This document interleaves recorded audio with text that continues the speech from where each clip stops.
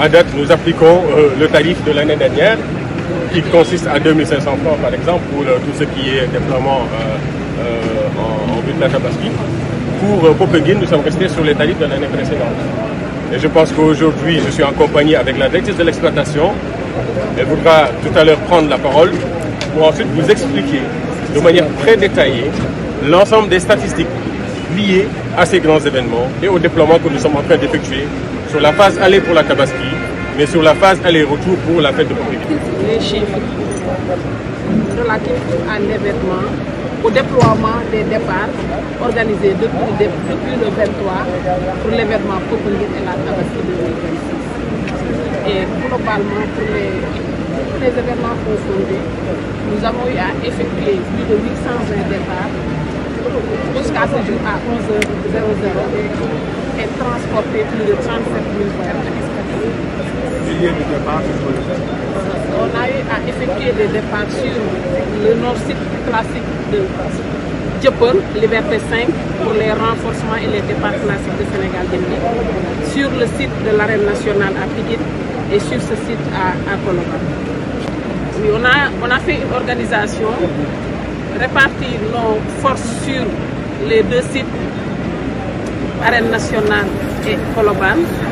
et avec une organisation et l'implication de toute la direction générale de Dakar Demdik,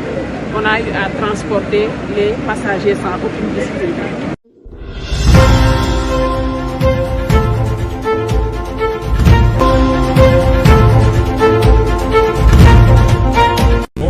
La particularité, moi, que Dakar Demdik yokkul tarif.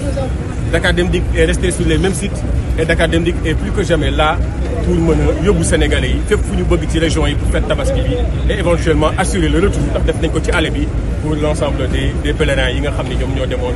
ci kii Popenguine. waaw ku xam Dakar Demdik xam ni modestie à part, c'est la première société publique de transport urbain. su ma nee au Sénégal dañu naan c'est une évidence mais dama naan un peu partout notamment en Afrique de l'Ouest. Et Dakar Demdik a engagé des chantiers de transformation qui ont fait qu'aujourd'hui tey à partir de cette synergie d'équipe et d'énergie yu mel nii tàmm na suñu quotidien la ak fu mu mun ci toll le besoin nu mu mun ci toll donte l'offre ne sera jamais égale à la demande danañ góorgóorlu ba fépp fu Sénégalais nekk ñu mën la yóbbu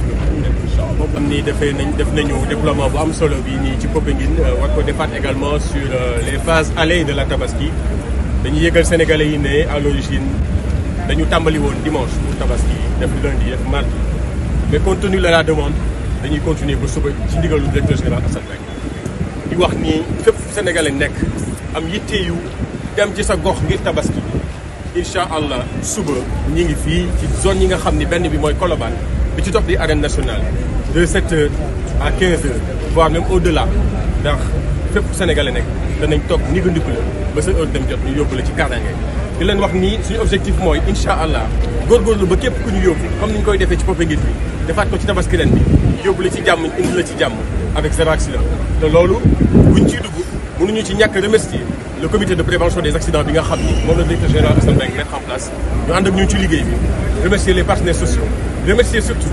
les forces de défense et de sécurité. Quand je parle de forces de défense et de sécurité maa ngi tàmbali ci police ci gendarmerie sapeurs-pompiers ak l'ensemble des forces vives de la nation yi nga xam ni tey au-delà des forces de défense et de sécurité ñoo ñu jàppale ci liggéey bi di wax ni Dakar Demdik yëpp Sénégalais yi la suñu objectif mooy góorgóorlu ba saa su ne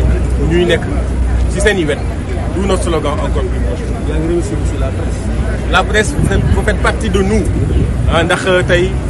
yéen presse bi seen rôle mooy vulgariser li nga xam ni moom la ñu nekk di def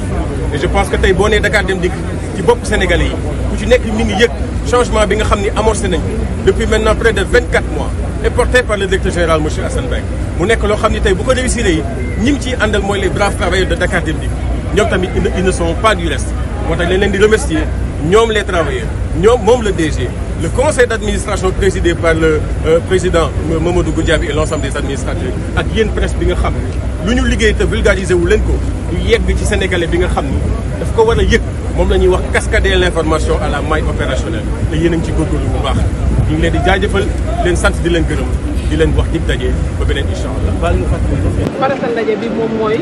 dañoo organiser ay départ pour Popenguine événement Popenguine bi ak Tabaski bi ci ci ñaari événement yooyu ñu ngi ko commencé depuis le 23 ci ñaari site muy site Colobane ak Arène Nationale ñu yokk ci suñu site classique bu Dieuppeul Liberté 5